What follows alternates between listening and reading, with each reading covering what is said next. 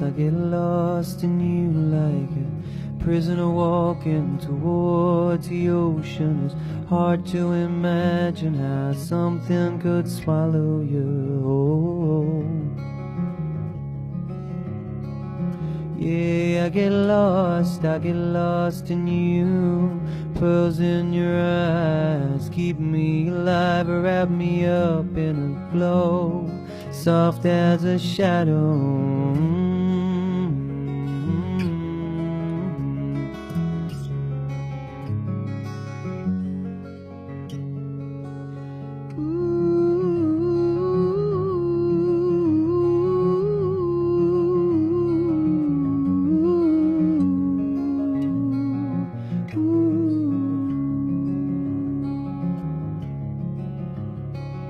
There was a time I would suffer in silence and feel like my pain didn't matter. I thought, keep on walking, just show your devotion. They don't know you at all. When I grew thorns as sharp as spears, and I drowned my fears with books and with beer. At a time there was time but no horizon.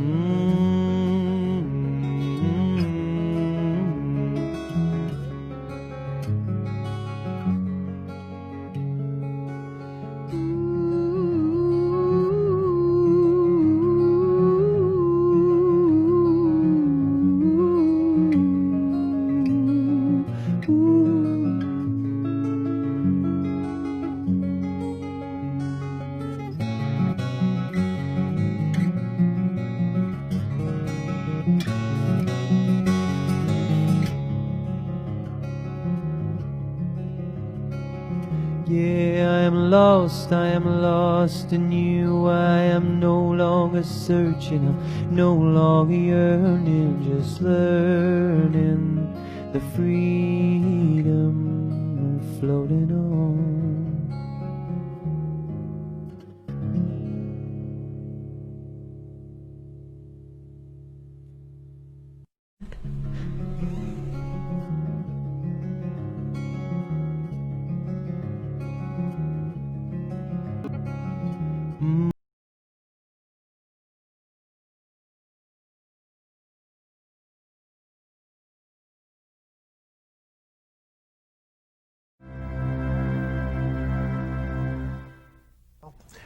You just met my pride and joy, Miranda, and I hope you enjoyed seeing how we treat her.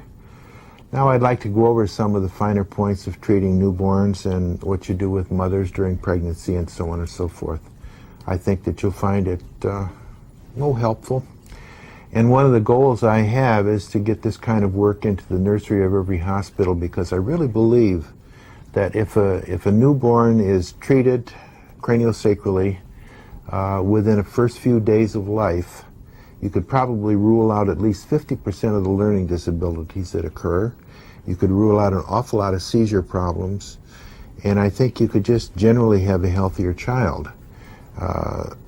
Unfortunately, there's a lot of resistance to bringing this, quote, unknown therapy into the hospital setting. I've had excuses used in terms of insurance doesn't cover it, all kinds of ideas. Pediatrics sometimes doesn't like to share the territory, and we're not really trying to take it away from anybody. We just want to help the child. The main thing is to help the patient, not to protect your own territory. And this is a problem we've been running into significantly, and I don't think that craniosacral therapy is unknown anymore. It's quite well known, and considering its origins and everything, and considering its age. But when I came up with it back at Michigan State in about 1976 or 7, I was informed by the professional researchers that what I had come up with would take at least 25 years for the medical profession to accept. That's the standard. And we're at 25 and a little bit over now, so I think it's about time that we got into the places where we can do the most good. And as far as I'm concerned, one of the places where we can do the most good is in the hospital nursery. If we can treat the child that has had a traumatic birth, and most births in hospitals are somewhat traumatic, or if we can treat the child I shouldn't say or, it's and, if we can treat the child that has, through the placenta, received some anesthetic medications and so on and so forth at the time of birth, it would be so good if we could get rid of those things so that that child can come up without fear, without damage, without energy cysts, and so on and so forth. And so I just want to make that point that if you have any way at all that we can get into one hospital or another hospital or any birthing situation, we'd be happy to have craniosacral therapists go in there and just do their services on day 1, day 2. If you have a normal delivery, it takes about 10 minutes to totally evaluate a baby. And if you don't find anything wrong, or if it's just a simple thing that you can fix, it's about a 10 or 15 minute procedure. And that isn't an awful lot to give for the possibility that you might save that child a great deal of trouble later on. What I would like to emphasize is that the thing that I've learned over the years by my experience in treating newborns is that these babies have every bit of bodily intelligence that an adult has. The messages are more subtle. I said this earlier and I'll say it again. What you have to learn to do if you're going to treat newborns is respond and discern very subtle messages from the body. Once you learn to do that, you don't have to decide. But when you're in the process of learning how to treat a newborn, then you have to make some decisions on your own, and you have to go through some protocol that you know will work if something went wrong. And it's kind of like the 10-step protocol in craniosacral therapy 1. It's to train your hands and your perceptions. So we do have some protocol for treating newborns and infants, but by the same token, as you develop experience, you'll begin to understand that that infant body tells you precisely what it needs. And if you can blend with that body and follow those instructions, then you'll have absolutely no problem and you'll get a tremendous amount of success.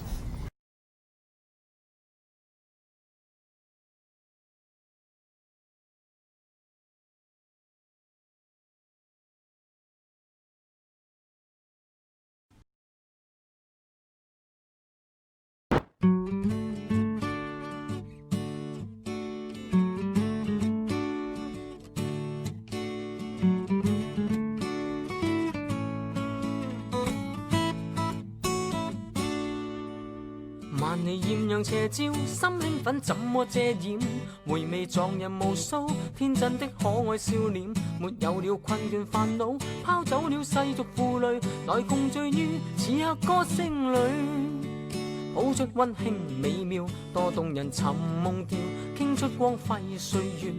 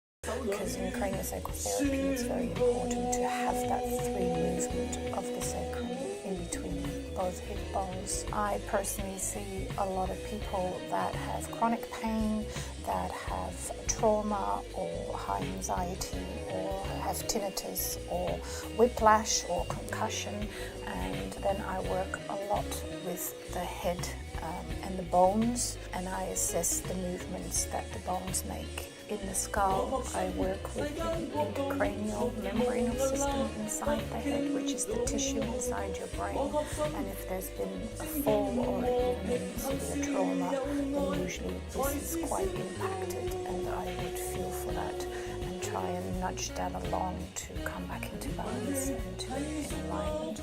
Another thing that we work with is sinus problems. This, for instance, is your superior sagittarius sinus. We will work with that to get the fluid better flowing again and to address any sinus problems, congestion, restrictions that there might actually be.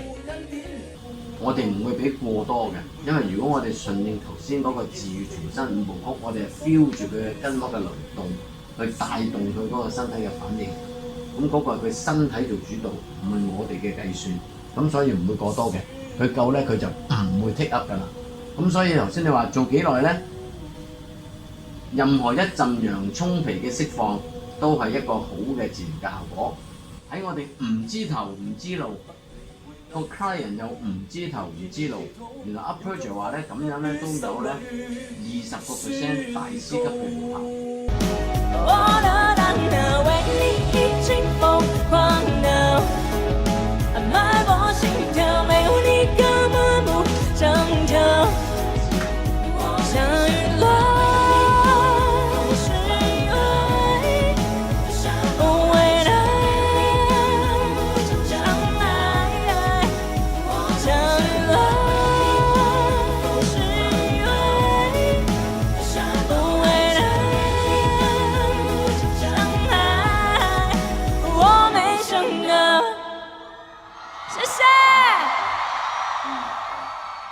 氣場嘅流動。